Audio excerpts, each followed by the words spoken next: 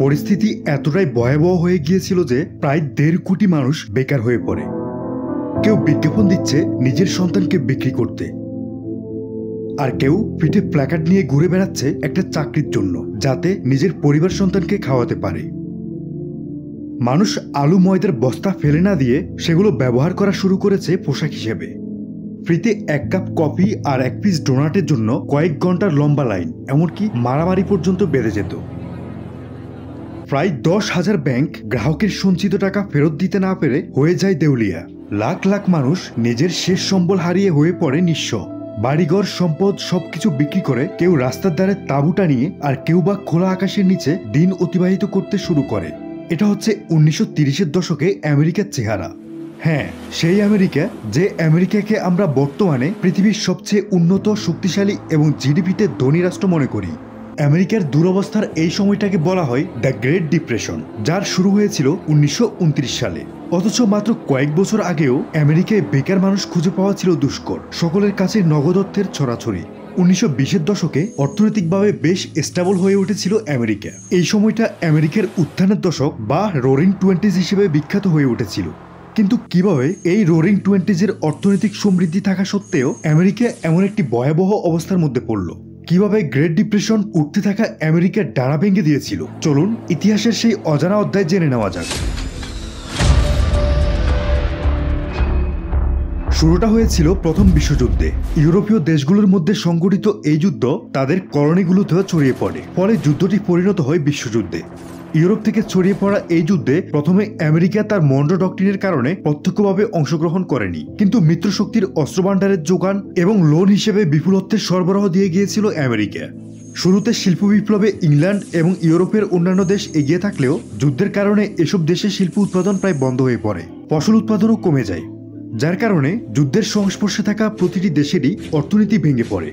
এর ফলে বিশ্বে খাদ্যশস্য, অন্যান্য নিত্য প্রয়োজনীয় জিনিসপত্র এবং অস্ত্রের যে সংকট দেখা দিয়েছিল, সেটার সামাল দিয়েছিল 2 মহাসাগরের মাঝখানে আইসোলেট হয়ে থাকা আমেরিকা। যার কারণে আমেরিকাতে প্রচুর শিল্প উৎপাদন এবং চাষাবাদ শুরু হয়। গড়ে ওঠে নতুন নতুন কারখানা। বেকার লোক খুঁজে পাওয়াই ছিল দুষ্কর। এর ফলে দেশটির অর্থনীতিও গ্রো করতে থাকে। 1913 সালে যেখানে আমেরিকার নেট এক্সপোর্ট ছিল $2.4 বিলিয়ন, সেখানে 1917 সালে এটি হয় $6.2 বিলিয়ন। যুদ্ধে যেখানে গোটা দুনিয়া ধ্বংসস্তূপে পরিণত হয়েছিল, সেখানে আমেরিকা যুদ্ধকে ব্যবহার করে হয়ে উঠেছিল অর্থনৈতিকভাবে সমৃদ্ধশালী। এই সময় থেকে আমেরিকা যুদ্ধকে একটি ভালো ব্যবসা হিসেবে দেখা শুরু করে, যার কারণে তারা নতুন নতুন অস্ত্র এবং অন্যান্য শিল্পপণ্য উৎপাদন বাড়িয়ে দেয়। নতুন নতুন ফ্যাক্টরি তৈরি হয়, ফলে বিপুল মানুষের কর্মসংস্থানও সৃষ্টি হয়। যুদ্ধ শেষ হওয়ার পর ক্ষতিগ্রস্ত দেশগুলোকে পুনর্গঠনের জন্য আবারও লোন দিতে শুরু করে আমেরিকা। বিনিময়ে নিজের কাছে বন্ধক রাখে ওই দেশগুলোর গোল্ড। এই সময় প্রায় সকল আমেরিকানরা অর্থনৈতিকভাবে সচ্ছল হয়ে ওঠে। সবার কাছেই নগদ অর্থ, আর অর্থ থাকা মানে বিলাসিতা। ফলে আমেরিকাতে গাড়ি, টেলিফোন, রেফ্রিজারেটর, রেডিও, সিনেমা ইত্যাদি বিলাসী পণ্যগুলোর চাহিদা বাড়তে থাকে। আমেরিকানরা যাতে এই বিলাসী পণ্যগুলো সহজে কিনতে পারে, সে কাজটি সহজ করে দিয়েছিল ব্যাংকগুলো, যারা কিনা সহজ শর্তে লোন দিয়ে দিত। কিস্তিতে পণ্য কিনে পেমেন্ট করার ইএমআই সিস্টেম কিন্তু এই সময় ডেভেলপ হয়েছিল আমেরিকার ব্যাংকগুলোর মাধ্যমে। যেখানে সেখানে ব্যাংকের ছাতার মতো গজিয়ে ওঠে অসংখ্য ব্যাংক। 1929 সালের মধ্যে আমেরিকায় ব্যাংকের সংখ্যা দাঁড়ায় 25,000-এরও বেশি। এসব ব্যাংকের উপর মার্কিন সরকারের কোনো শক্ত নিয়ন্ত্রণ ছিল না। যে যার ইচ্ছা মতো নিয়মকানুন বহির্ভূত লোন দিতে থাকে।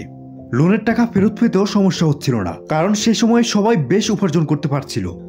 এ সময় আমেরিকাতে শিল্প কারখানা বৃদ্ধির সাথে সাথে স্টক মার্কেটও গ্রো করতে থাকে। 1920-এর দশকে আমেরিকার স্টক মার্কেট পিক টাইম পিরিয়ডে পৌঁছায়। এখানে ইনভেস্ট করলে প্রতি বছরই দ্বিগুণ মুনাফা পাওয়া যেত। শেয়ারে ইনভেস্ট করলে যে লস হতে পারে সেটা মানুষ প্রায় ভুলেই গিয়েছিল। সবাই পাগলের মতো ইনভেস্ট করা শুরু করেছিল। যাদের কাছে নগদ অর্থ ছিল না, তারা বাড়ি, স্বর্ণ ইত্যাদি বন্ধক রেখে লোন নিয়ে স্টক মার্কেটে ইনভেস্ট করত। অবস্থা এমন দাঁড়িয়েছিল যে প্রচুর মানুষ, যাদের মেইন ইনকাম সোর্স হয়ে যায় শেয়ার থেকে পাওয়া মুনাফা। সবকিছু ঠিকঠাকই চলছিল, কিন্তু এমন সময়ে আমেরিকানদের জন্য আসে ভয়াবহ 2টি দিন, ব্ল্যাক থার্সডে এবং ব্ল্যাক টুইসডে। 1929 সালের 24 অক্টোবর বৃহস্পতিবার প্রায় 1,29,00,000 শেয়ার লেনদেন হয়, যার বেশিরভাগই ছিল বিক্রয়, মানে শেয়ার হোল্ডাররা তাদের শেয়ারগুলো ছেড়ে দিচ্ছিল। ক্রেতার তুলনায় বিক্রেতার পরিমাণ বেশি হওয়ায় শেয়ার মার্কেটে ব্যাপক দরপতন ঘটে। মাত্র কয়েকদিন পর 29 অক্টোবর মঙ্গলবার প্রায় 1,63,00,000 শেয়ারের লেনদেন হয়। এর মাধ্যমে শেয়ারের দরপতন আরো বড় আকারের হয়। এই দিনের পর ওয়াল স্ট্রিট এবং ইউএস অর্থনীতি সম্পূর্ণভাবে কলাপস করে আর অফিসিয়ালি শুরু হয় দ্য গ্রেট ডিপ্রেশন। কিন্তু এই 2 দিনই তো হঠাৎ করে এমন দরপতন এমনি ঘটেনি, এর পেছনে তো আগে থেকেই কোনো না কোনো কারণ আছে। চলেন এবার সেই কারণটা বের করা যাক। ওয়ার্ল্ড ওয়ারের সময় যুদ্ধগ্রস্ত দেশগুলোতে চাহিদা থাকায় কৃষি থেকে শুরু করে সকল ধরনের ম্যানুফ্যাকচারিং বৃদ্ধি পায় আমেরিকাতে। যুদ্ধ চলাকালীন আমেরিকার উৎপাদিত পণ্যের ডিমান্ড থাকায় প্রচুর রপ্তানি হয়েছিল, কিন্তু যুদ্ধ শেষে তো ইউরোপীয়রা নিজেদের পণ্য নিজেরা উৎপাদন করা শুরু করেছে, মানে আমেরিকান পণ্যের ডিমান্ডও কমে গেছে। কিন্তু কৃষকরা এবং ইন্ডাস্ট্রিগুলো তাদের উৎপাদন কমায়নি। আর উৎপাদন কমাবেই বা কিভাবে? আমেরিকান কৃষকরা তো যুদ্ধ চলাকালীন সারা বিশ্বের চাহিদা মেটানোর জন্য নতুন নতুন যন্ত্রপাতি কিনেছিল, এমনকি জমি লিজ নিয়ে কিংবা কিনে নিয়ে ফার্ম বড় করেছিল। এসবের জন্য তাদেরকে লোন নিতে হয়েছিল ব্যাংকগুলো থেকে। আবার যদি ইন্ডাস্ট্রির কথা বলা হয়, সেখানেও একই চিত্র। উৎপাদন বাড়ানোর জন্য নতুন নতুন মেশিন এবং প্রোডাকশন প্ল্যান্টও বাড়ানো লেগেছে। এসব কিছুই হয়েছে কিন্তু লোন নিয়ে, যার কারণে খরচও অনেক বেড়ে গিয়েছিল। আবার ব্যাংকের লোনের টাকাও পরিশোধ করতে হচ্ছে, যার কারণে মার্কেটের চাহিদার থেকেও পণ্য বেশি উৎপাদন করায় পণ্যের দাম কমে যায়। আর এর প্রভাব পড়েছিল মাল্টিপল সেক্টরে। ফ্যাক্টরিগুলো তাদের খরচ কমানোর জন্য লোক ছাঁটাই শুরু করে, মানে বেকার বৃদ্ধি পায়। যেখানে 1929 সালে বেকার ছিল মাত্র 16 লাখ, সেখানে 1933 সাল নাগাদ প্রায় 1.5 কোটি মানুষ বেকার হয়ে পড়ে। আবার এসব শিল্প কারখানাগুলোর প্রফিট কমে যাওয়ার কারণে তারা শেয়ার বাজারেও খুব একটা রিটার্ন দিতে পারছিল না, যার কারণে যারা শেয়ার মার্কেটের ইনকামের উপর নির্ভরশীল ছিল তাদেরও ইনকাম কমে যায়। তার উপর আরেকটি ঘটনা নজরে আসে আমেরিকার ফেডারেল রিজার্ভ ব্যাংকের। ব্রোকারেজ হাউসগুলো নির্দিষ্ট কিছু শেয়ারে অতিরিক্ত টাকা ইনভেস্ট করে ওই শেয়ারের দাম বাড়িয়ে দিত। এরপর হঠাৎ করে সেই শেয়ারগুলো বিক্রি করে দিয়ে দ্বিগুণ লাভ করত। এতে লাভ তো হচ্ছে ব্রোকারেজ হাউসগুলোর, কিন্তু সাধারণ ইনভেস্টরদের লস হতে থাকে প্রচুর। খারাপ খবর বাতাসের আগে ছড়ায়। প্রথম তো ওভার প্রোডাকশনের কারণে ভালো রিটার্ন পাওয়া যাচ্ছে না, আর দ্বিতীয়ত ব্রোকারেজ হাউসগুলোর কারসাজি সামনে আসায় সাধারণ ইনভেস্টররা ভয় পেয়ে শেয়ার বিক্রি করা শুরু করে। এতে শেয়ারের দরপতন শুরু হয়। কিন্তু এই অবস্থা ঠেকাতে আমেরিকার ন্যাশনাল ব্যাংকগুলো একসাথে $25 মিলিয়ন ইনভেস্ট করেছিল শেয়ার বাজারে। এতে সাধারণ ইনভেস্টরদের মধ্যে কিছুটা আস্থা ফিরে আসে। কিন্তু তখন কেউই বুঝতে পারেনি যে এটা আসলে ছিল একটা দৃষ্টিভ্রম, যে দৃষ্টিভ্রম তৈরি করেছে ব্রোকারেজ হাউস এবং ব্যাংকগুলো মিলে।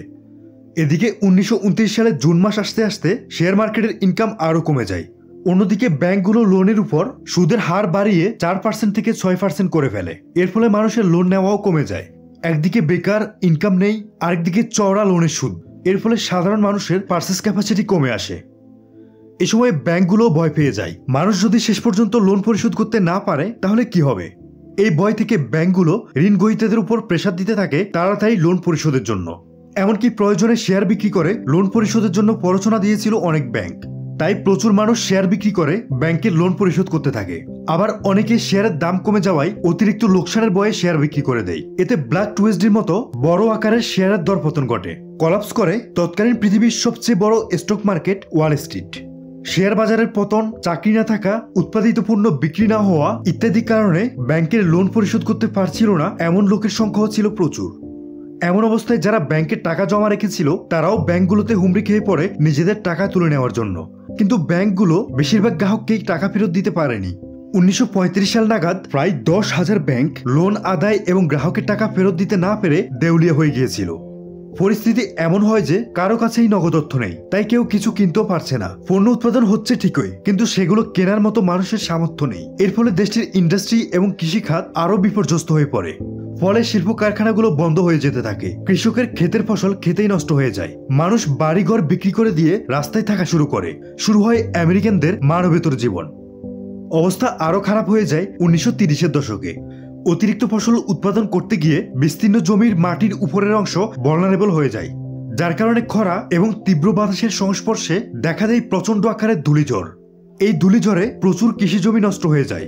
বসবাসের অনুপযুক্ত হয়ে পড়ে অনেক এলাকা, যার কারণে ধূলিঝড়ে ক্ষতিগ্রস্ত রাজ্যগুলো থেকে ক্যালিফোর্নিয়ার মতো রাজ্যে প্রচুর শরণার্থী আশ্রয় নেয়। এই ঘটনা গ্রেট ডিপ্রেশনকে আরো ভয়াবহ করে তুলেছিল। এ সময় আমেরিকানরা ফ্রিতে খাবারের জন্য রাস্তায় লম্বা লাইনে ঘন্টার পর ঘন্টা অপেক্ষা করত।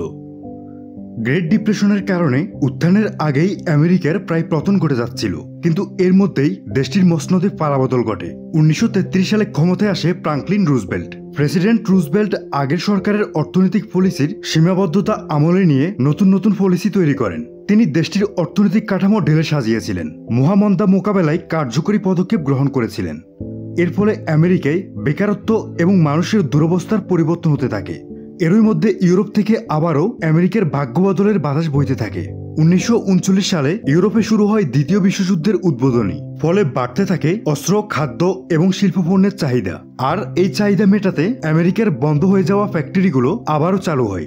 ঘুরতে থাকে আমেরিকার অর্থনীতির চাকা।